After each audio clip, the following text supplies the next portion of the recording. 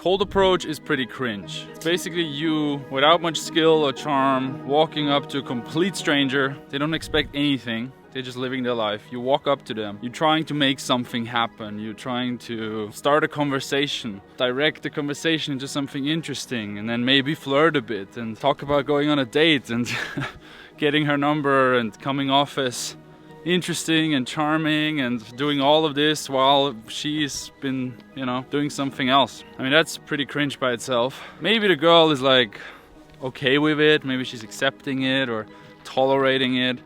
Maybe she even likes it. Maybe she's flattered by the fact that you had the balls to walk up to her. Maybe she's even really charmed by your compliment, right? Maybe you made a genuine compliment that was specific to her and she liked it. Maybe she even gives you her number. But what if not?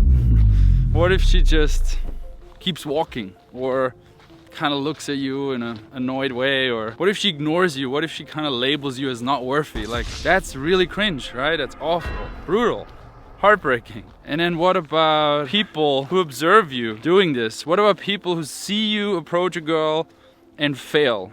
And then they talk about it, then they gossip about it. That's really cringe as well. And then you have to stand there like an idiot thinking, why am I doing this? Why I try to meet strangers, embarrass myself in public. And then what about society as a whole? Like, people are not accepting you to be doing this, right? It's not normal, it's not good, you shouldn't be doing this. Like, you should stay at home, meet people in a normal way on dating apps, right? There's many dating apps for all different types of people and all different types of needs. And you shouldn't just be walking around talking to strangers. You should mind your own business, right? Because people minding their own business. So yeah, if you see it like that, cold approach is pretty cringe. Hi, I'm talking to you. Oh, that's cringe. Life will always be cringe. There will always be cringe in life. We covered that before. There will never be the perfect, you will never be that person who just walks through life and, when he looks at a dog, it like barks in a cute way, and you look at the girl and she's like, oh, and then you look at the guy and he's like, yeah, what's up, bro? And you like walk through that life all the time, like never. You will trip over, you will spill coffee on yourself, right?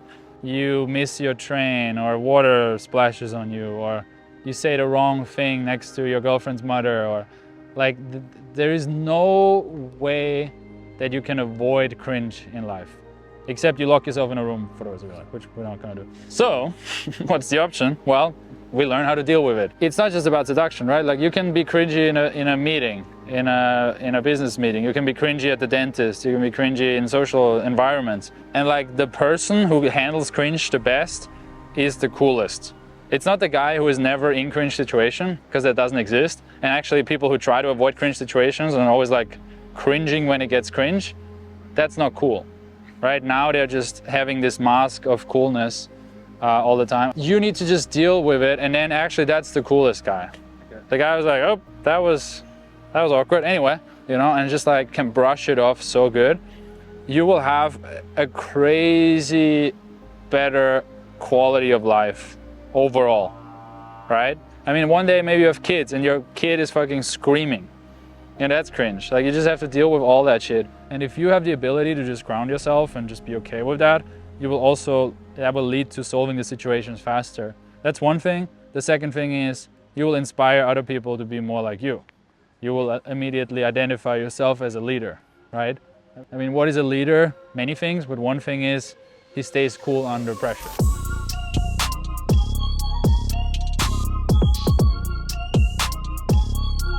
Now, I was on a call yesterday with a 43-year-old doctor from Switzerland. He told me that he, finally started cold approach by himself about 6 months ago.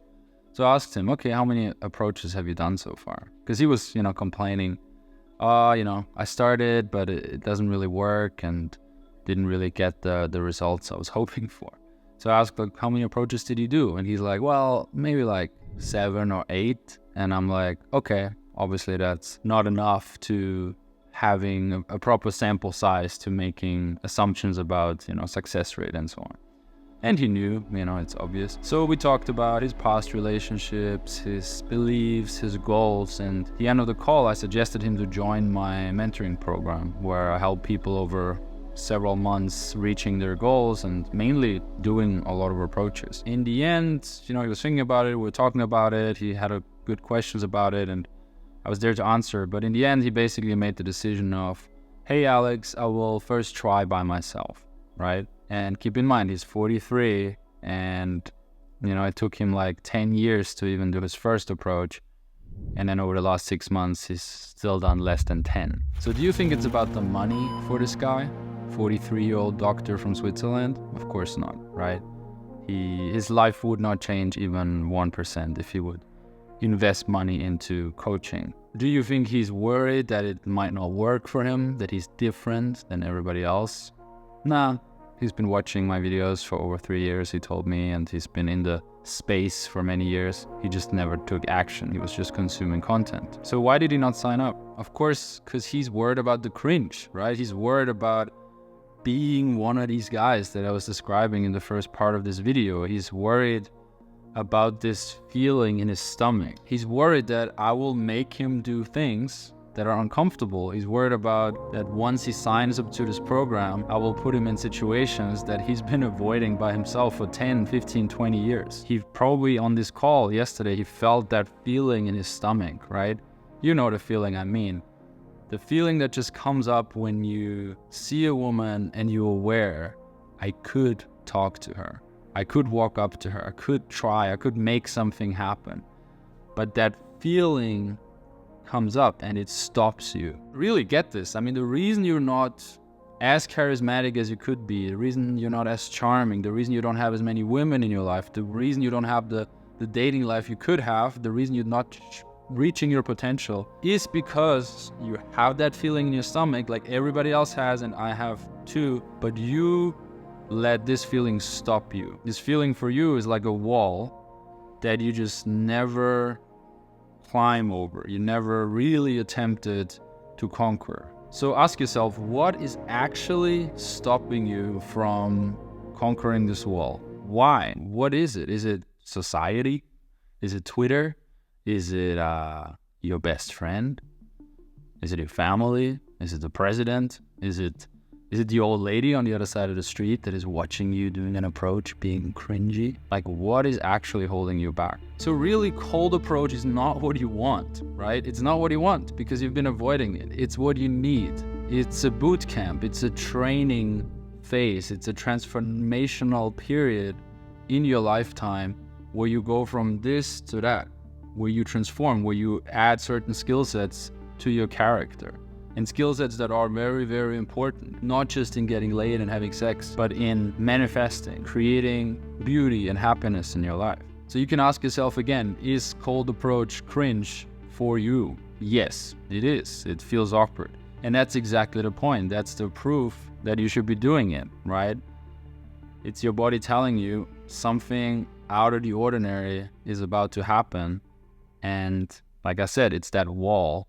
And you have to start climbing it. Is cold approach cringe for other people? Mostly, yeah.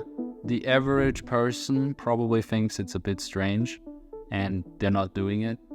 But then again, the average person is also overweight, stuck in a job they don't like, stuck in a relationship they don't enjoy very much, addicted to dopamine, addicted to their phone, watching 6 hours TV a day, addicted to nicotine. So why are you setting your standard based off the average person?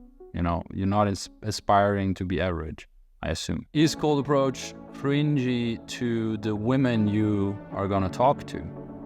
To be honest, not really. Sure, there's a bit of a bumpy beginner's phase, but even there, like in the years and years I've been doing this, and additionally the years I've been coaching guys doing this, I've been listening in on thousands of approaches. I've done thousands of approaches myself. 97% of the reactions are positive.